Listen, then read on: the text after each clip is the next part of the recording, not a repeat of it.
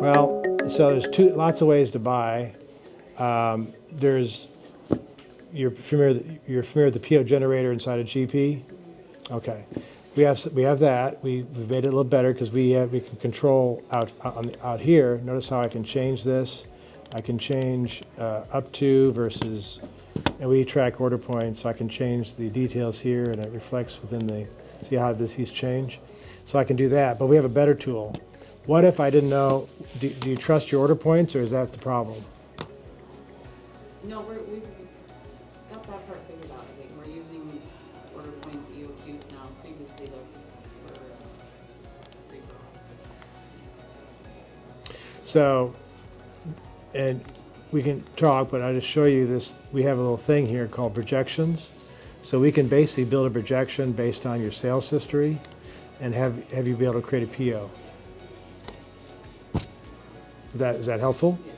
Good. Right there. All right, so that's what this is. And if I know I'm building it, like let's say I know I'm going up 112%, I can calculate and recalculate projections and do some interesting. And of course, I can filter it. When I'm filtering it, I can come in here. I only care about Hillman. All these are individual filters. And incidentally, by the way, did I close any of these screens? I didn't, did I? And I want to bring this to your attention that I have a lot of screens up simultaneously in doing all this. I didn't close anything. And one thing I also want to point out is that in all these screens here, I have the ability. Let's say I do this one here. I'm shifting gears because I want to because everyone uses receivables, I think. But if I go into here, if I want to see if I want to say who owes me money, and I go back another 12 months, okay, now I can do a complex filtering. I can say, give me due date, give me everything that's above, greater than a certain amount, and I can see every value. So give me everything above $1,000, and I can filter it. So you have that ability here to do the complex filtering, and I can drill in. So that's the advantage of having these group by filters.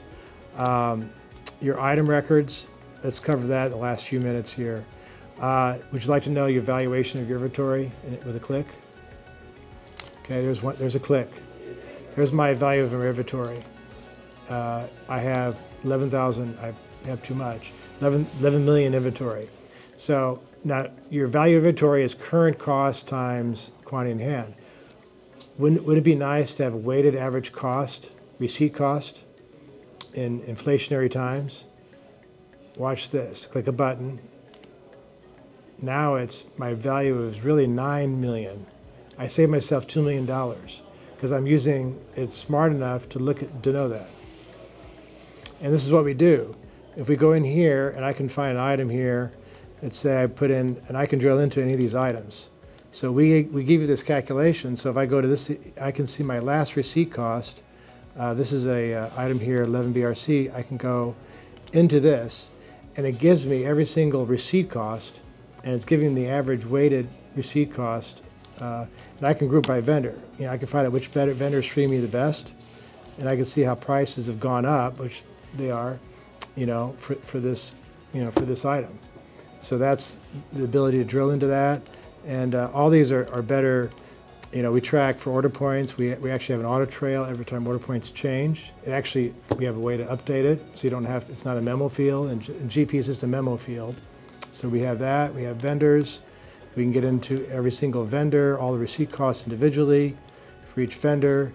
Every time something happens to this item, like an audit, I want to know what's going on with this item. So that's done by an item type. So you have adjustments, assemblies, cost adjustments, purchase receipts, sales invoices. Everything that's happened to this item, I have visibility on, and there's my adjustments, and I can see, who did it, date, time, user stamp, and then what the reason code. So all my POs. So all this is available for that. And that's the item record. There's the item status. So I'm back to that. Stock status, turnover.